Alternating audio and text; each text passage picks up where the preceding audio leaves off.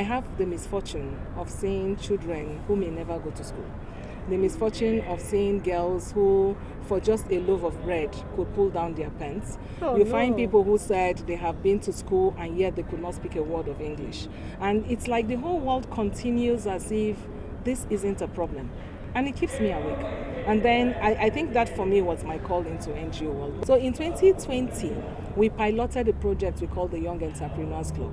And that is more or less, how do you make policy work? Because the law says before a child finishes JSS 3, the child should have functional skill for livelihood. If you interpret that, it means you should have skills to survive with. And I get to find that the more you mix with women and you ask them, what could you do? A couple of us only cook our traditional food. What are the importance of every of the ingredients you are using? So this functional knowledge of our everyday life was lacking.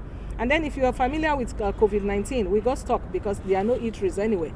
And then a lot of us had no idea how to survive. And so that tells me, why not begin to promote functional vocational skills?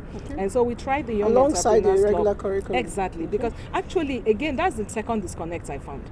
That people think you have to do one before the other, and not thinking that both of them go together. And so I thought, no, that is a big gap. Everybody who thinks that is wrong. You are to learn the skills as you are learning your maths and English. Maths and English, it does not have an end in themselves. They are just a means to an end.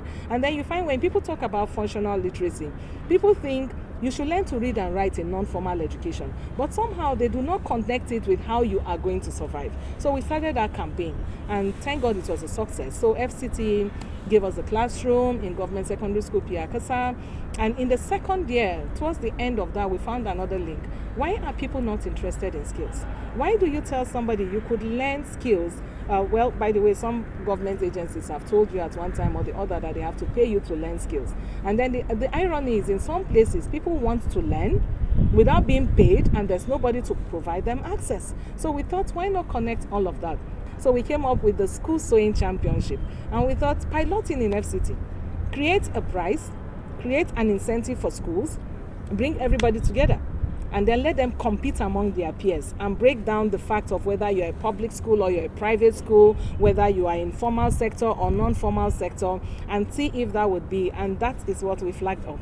Our sincere appreciation to the Minister of State for Education. He flagged that up on the 19th of January.